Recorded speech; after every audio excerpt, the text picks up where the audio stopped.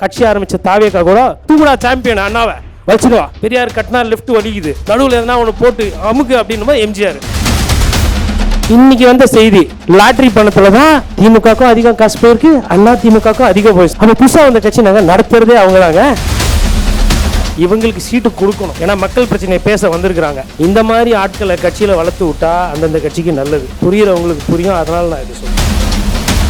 நிறைய பேர் சொல்றாங்க இது பெரியார் மண் கிடையாது, இது அண்ணாவோட மண். ஆனா இப்ப கூட என்ன பண்றோம், அண்ணா ஜெயிச்சாரு. எப்படி சும்மாவா ஜெயிச்சாரு? தெருவா போய் பேசினாரு. மக்களை குசிப்படுத்திட்டா திருப்பி ஆட்சி வர்றது யாரால தடுக்க முடியும்? காசே தான் கடவுளடான சும்மாவா சொன்னாங்க.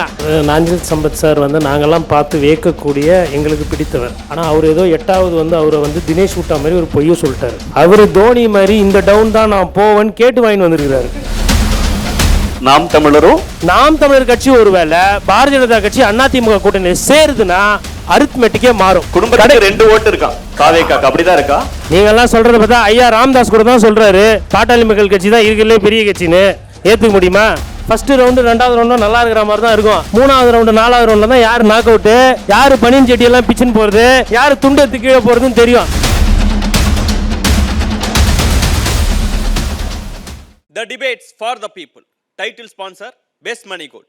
Powered by CALS Believe in Better.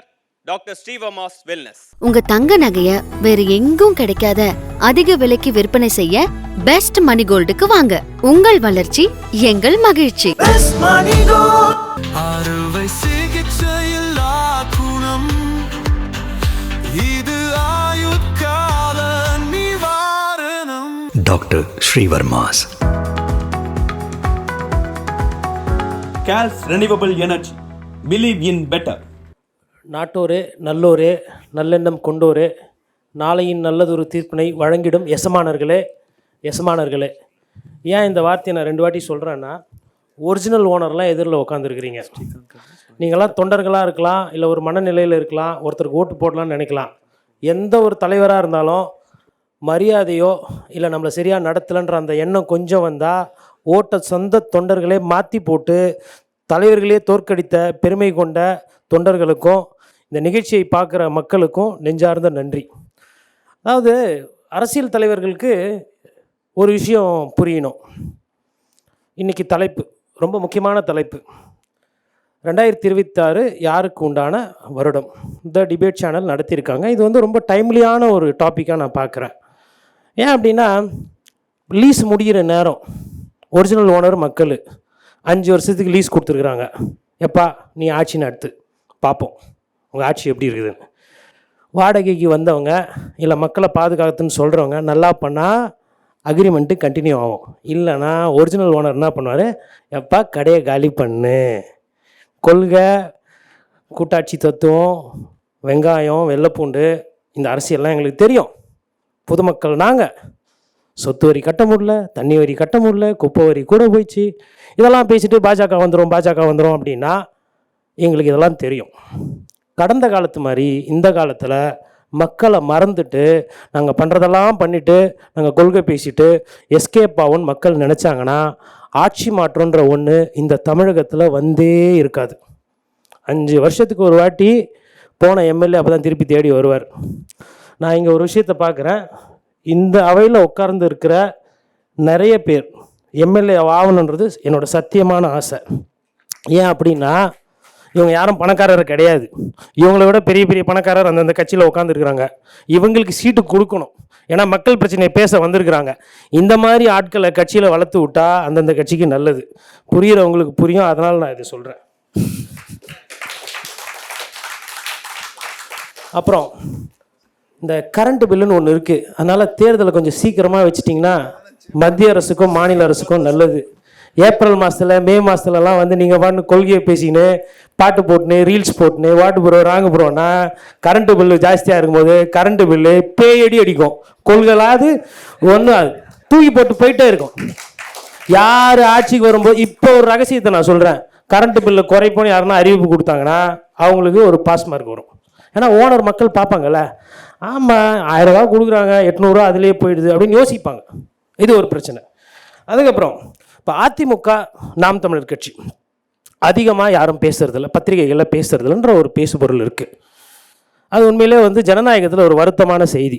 ஏன்னா 2வது பெரிய கட்சி அதிமுக, 3வது பெரிய கட்சி நாம் தமிழர் கட்சி. அப்போது ஒரு 3வது பெரிய கட்சி 8.2% தனியாக நின்று ஓட்டு வாங்கியிருக்காங்க. அப்போ அந்த கட்சிக்கு ஒரு முக்கியத்துவத்தை கொடுக்கணும் அப்படின்னா அந்த இடத்துல ஊடக தர்மம் கொஞ்சம் தரம் தாழ்ந்து போதுன்ற சந்தேகம் எனக்கு இருக்குது. அதே மாதிரி இன்னொரு விஷயம் உண்மை, நான் ஏன் வந்து இந்த 2 கட்சிகளை பற்றி பேசுகிறேன்னா, யாருன்னா எதிரிலேருந்து கொஞ்சம் பேசணும்ல, எல்லாருமே ஒரே சைடே ஆடிக்கிட்டு இருந்தா இப்படி. அப்போது இன்னொன்று 8 தோல்வி எடப்பாடி பழனிசாமி கேட்குறதுக்கு நல்லா இருக்குது. ஆனால் அந்த 8 தோல்வி எடப்பாடி பழனிசாமி சசிகலான்னு ஒரு சின்னமாவை யாரும் போட்டு பார்க்க முடியாமல் தொட்டு பார்க்க இருந்தவோ முச்சு விட்டாரா? டிடிவி தினகரன் முச்சு விட்டாரா? ஓ பன்னீர்செல்வம் முச்சு விட்டாரா? இதெல்லாம் பேசுறது கிடையாது. நம்ம அவர் தவிர்த்து போய் பதவி ஏற்றுக்கிட்டார், அதை பெருசு பண்ணுறோம்.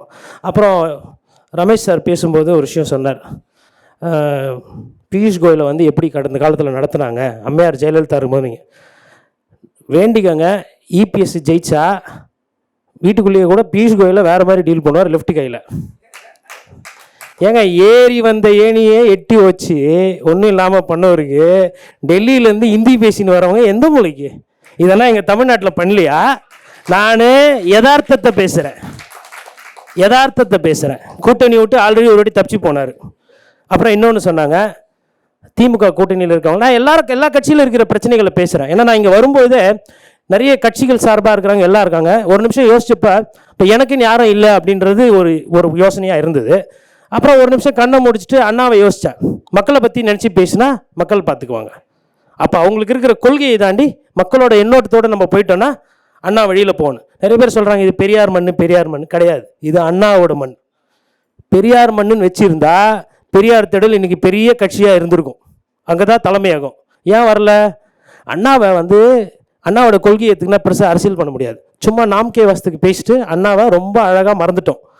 இப்போ கட்சி ஆரம்பித்த தாவேக்கா கூட அண்ணாவை ஃபஸ்ட்டு எடுக்கலை, அப்புறம் உதைக்குது, அரசியல் பண்ணும்போது இடிக்குது. என்னடா பண்ண முடியலையே அப்படின்னும் போது தூக்குடா சாம்பியன் அண்ணாவை வச்சுடுவா. அப்புறம் சரி இது பத்தலை, என்ன பண்ணுறது? பெரியார் கட்டினா லெஃப்ட் வலிக்குது, இந்த பக்கம் சேர்த்தா ரைட்டு வலிக்குது, நடுவில் எதனா ஒன்று போட்டு அமுக்கு அப்படின்னும் போது எம்ஜிஆர். சரி இதுவும் பத்தலை, என்ன பண்ணுறது? வேலுநாச்சியார். அப்புறம் இன்னொரு பாட்டி, எல்லாத்தையும் சேர்த்தாச்சு, அப்படியும் பத்தலை, வலிச்சிடுவோம் அம்மையார் ஜெயலலிதாவை. எதுக்கு? நீங்கள் நியாயப்படி தூய்மை அரசியல் பேசுறீங்கன்னா உங்கள் கொடியிலையும் உங்கள் கோட்பாடிலையும் நீதி அரசர் குன்னா பேரை நீங்கள் சொல்லியிருந்தீங்கன்னா தரமான கட்சி. நான் பேசுகிறேன், தொடர்ந்து பேசிகிட்டு இருக்கேன். எனக்கு யார் நீதி அரசர்கள் 2 பேர்னா நிறைய பேர் சொல்லுவேன். மனிதர்கள் சம்பந்தமான விஷயம் மனிதாபிமானம்னு வரும்போது நீதி அரசர் சந்துரு. PN பிரகாஷ் லாக்அப் டெத்தில் மரணமானப்போ நீ யாரா வேணாரு, போலீஸாரு யாராரு, உன் வேலை மக்களை பாதுகாக்கிறது இல்லை, அவனுக்கு பதவி போடுன்னு சொல்லிட்டு தீர்ப்பு கொடுத்தாரு. அப்புறம் மைக்கேல் டி குன்னா, நீ முதலமைச்சராரு யாராரு, மக்கள் பணத்தை திருடினது தான், கைட்டா கூடிய போடுறா உள்ள தூக்கி போட்டாங்க. இதெல்லாம் பேசாமல் தூய்மை ஆட்சி. இன்னொன்று இதில் கம்யூனிஸ்ட் கட்சியை வேற சொன்னாங்க. கம்யூனிஸ்ட் கட்சிகள் வேணா வந்து கொஞ்சம் அப்படி இப்படி போய் கூட்டணினால இன்னைக்கு பேர் கெட்டு போலாங்க. காசு வாங்கினதை வெளியில் சொல்கிற யோகிதை இருக்கிற ஒரே கட்சி இன்னைக்கு இருக்குன்னா அது கம்யூனிஸ்ட் கட்சி தான். வேற எந்த கட்சிக்கும் அந்த தைரியம் இல்லை. என்னமோ திராவிட கட்சிகள் ஒண்டி தான் மாறியும் மற்ற கட்சிகள் எல்லாம் நல்லா இருக்கிற மாதிரி ஒரு தோரணை ஒன்று இருக்குங்க. இன்னைக்கு வந்த செய்தி, லாட்ரி பணத்தில் தான் திமுகவுக்கும் அதிகம் காசு போயிருக்கு, அண்ணா திமுகவுக்கும் அதிகம் போயிருக்கு. அப்போ புதுசாக வந்த கட்சி நாங்கள் நடத்துறதே அவங்க தாங்க. அதாவது RTI போட்டா அண்ணா திமுகவுக்கு எவ்வளோ போனோம், திமுகவுக்கு எவ்வளோ போனோம், காங்கிரஸ்க்கு எவ்வளோ போனோம், பிஜேபிக்கு எவ்வளோன்னு வரும். இது அக்கௌண்ட்டே கிடையாது, நாங்கள் தானே, நீங்கள் தான். அப்புறம் புனித கட்சி தூய கட்சி யார்? செங்கோட்டையன் அவர்களை வைத்து கம்யூனிஸ்ட் கட்சியை பற்றி பேசுனீங்களே, வாச்சாத்தி கேஸ் பார்த்தீங்களா? மக்களை எப்படி பிரச்சனை ஆச்சுன்னு அது பேச மாட்டோம். அதுக்கப்புறம் இன்னைக்கு காலைல ஒரு செய்தி, லேண்டு கிராப் பண்ணவர் பார்த்தா சால்வை போட்டிருக்கிறாரு. யார்? விஜய் சார். எதுக்கு சொல்கிறேன்னா, விஜய் அவர்கள் அரசியல்லேருந்து ஓரம் போக போகிறது இல்லை. விஜயும் அரசியல் பண்ணும், நல்ல அரசியல் பண்ணும், சொன்னதுக்கு ஏற்ற மாதிரி பண்ணுன்றது தான் சொல்கிறேன். அப்போ என்னோட கருத்துக்கு என்னென்னா, இங்கே வரப்போகிறது பொங்கல் வருது, மக்களை பார்த்து செய்யுங்க. மக்களுக்கு நிறைய தேவைகள் இருக்குது. என்னடா இவ்வளோ நேரம் இப்படி பேசுனானே, மக்களை குஷிப்படுத்திட்டா திருப்பி ஆட்சி வர்றது யாரால் தடுக்க முடியும்? காசே தான் கடவுளாடான்னு சும்மாவா சொன்னாங்க?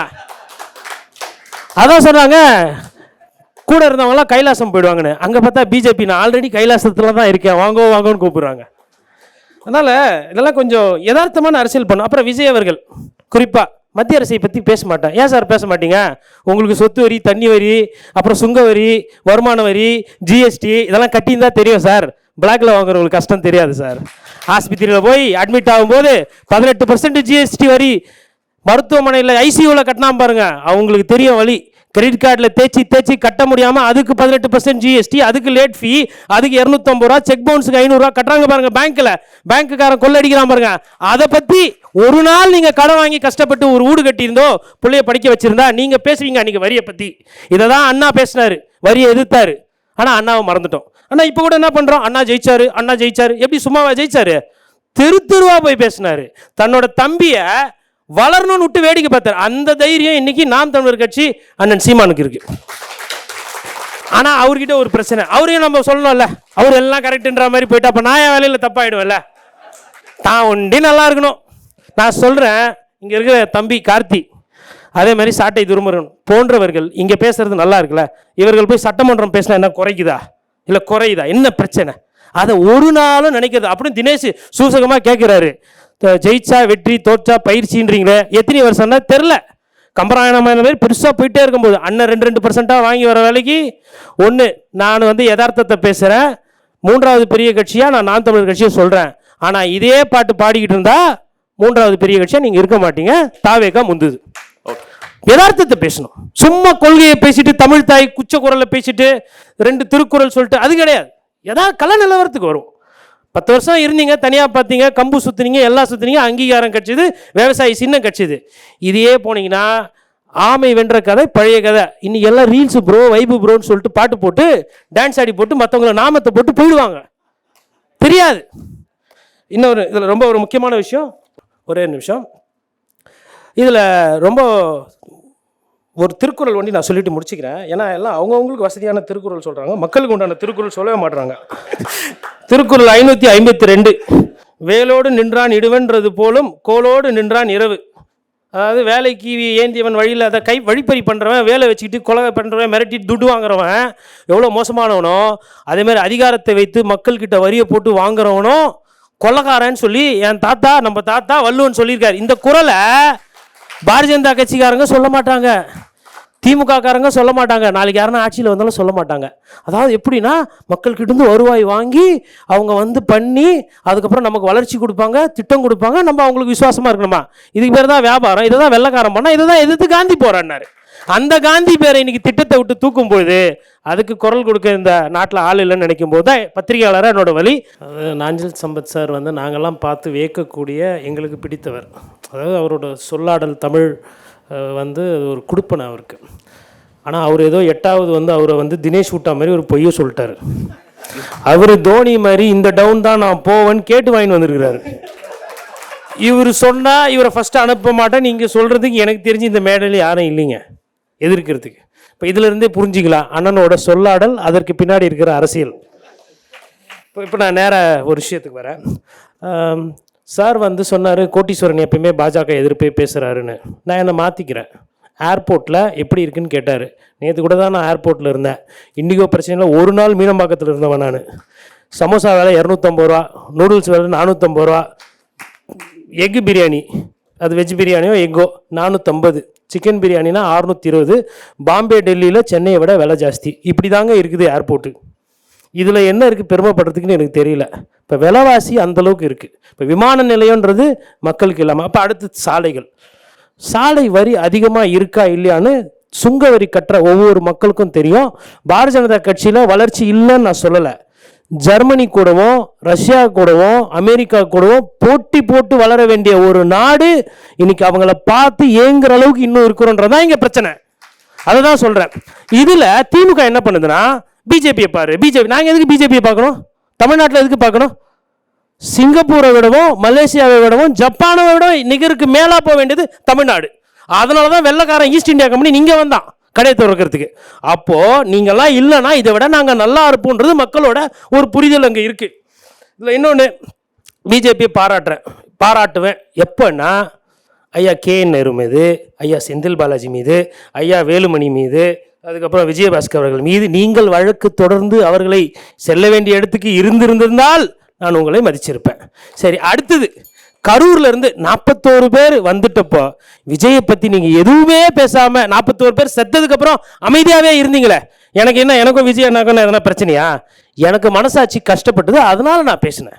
நீங்க ஒரு பெரிய கட்சி தானே, இமாம் பெரிய கட்சி, விஜயை பத்தி எதனா ஒரு வார்த்தை பிஜேபியில் யாருன்னா பேசியிருப்பீங்களா? அரசியல் தானே பண்ணீங்க, அப்ப எல்லாரும் அரசியல் தானே பண்றீங்க. அதுக்கப்புறம் இன்னொன்று, பிராமண கடப்பாரை சீமானன்னு எடுத்திருக்கிறாரு.